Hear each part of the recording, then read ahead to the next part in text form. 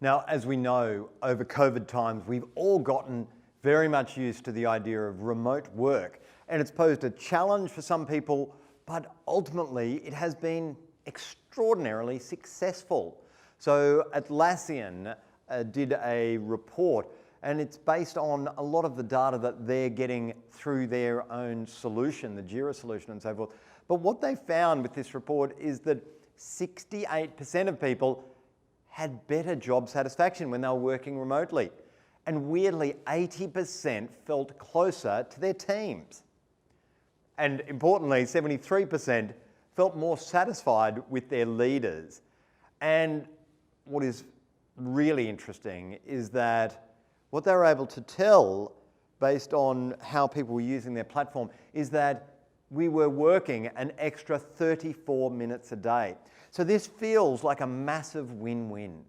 It feels like one of the biggest changes in the workforce ever, frankly, because I think what we know is that you can actually build relationships, some quite good relationships and deep relationships, remotely. But we recognize that it is difficult to take those to a greater level and so forth. And so I think what many organizations are trying to do is how can we work in a hybrid way? But I don't think you have to. I think that it is entirely possible. And so there are a number of organizations out there, particularly a number of the tech companies, who've said that, you know what, we are now work from anywhere. So you don't have to come to the office. And so I think there's a real challenge there for those more traditional organizations who want to return to more line of sight management. So I do ultimately believe it is possible to lead high performance remote teams. And in looking at the successful ones around the world, I've come up with what I'm seeing as the 4 C's. So culture, communication, community, and collaboration. If we look at culture, so in order for remote working to be successful, it has to be culturally acceptable. So that means it has to be led from the top, has to be very clear that as an organization, you embrace remote working and you will support your remote workers. And in some organizations who I've been working with, they actually send people a desk. In fact, in one case, you get a desk, and when you join, you get a desk which you can set up at home, a whole range of paraphernalia to help set you up at home. Other organizations just give you a check and say, or a check, showing my age, just give you some money, $800 or something like that, to get your home office ready. So those are organizations which have very much a culture of saying, yeah, we recognize the benefits not only for the employee, but also, frankly, for the employer. Think of those engagement stats that we just saw. And frankly, who doesn't think that an extra 34 minutes a day from your workforce wouldn't be helpful?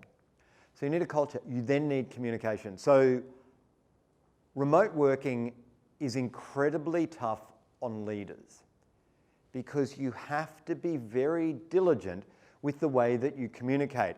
And you can't just be transactional. It can't just be like, an email, you do this, et cetera, et cetera. It's very transactional. So communication has to be very thoughtful. There has to be a rhythm, a cadence to the communication. So regular team meetings.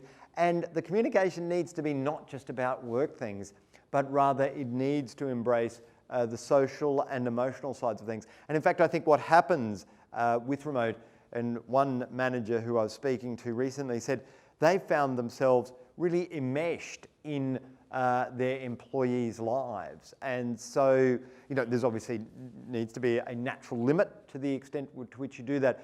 But I think, as we saw from the Atlassian stats, 80% of teams felt closer, even though they were not physically proximate with each other. And that's, I think, due to good communication, regular communication that's happening.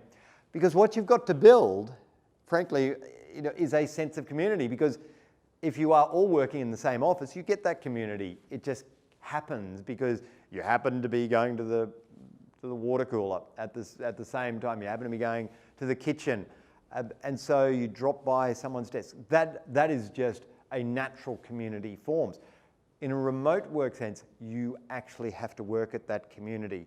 And so you do that by communication, obviously, and also by different channels. So you might set up, you know, a WhatsApp group or some other social media group, which allows the group to share things that are informal, that are social. So trying to create that sense of community so that people know about each other.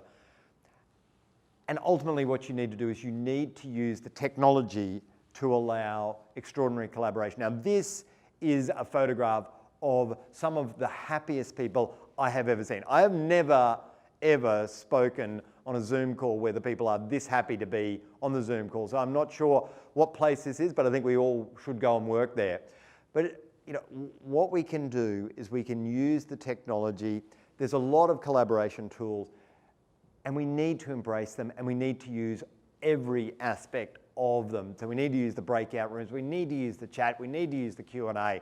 So I implore people, if you want to manage high-performance remote teams, you've really got to engage with all of the communications platforms, and that may include Trello, Jira, Slack, all of Teams, all of these other solutions. Embrace them, understand what they're capable of, and maximize the utility from them.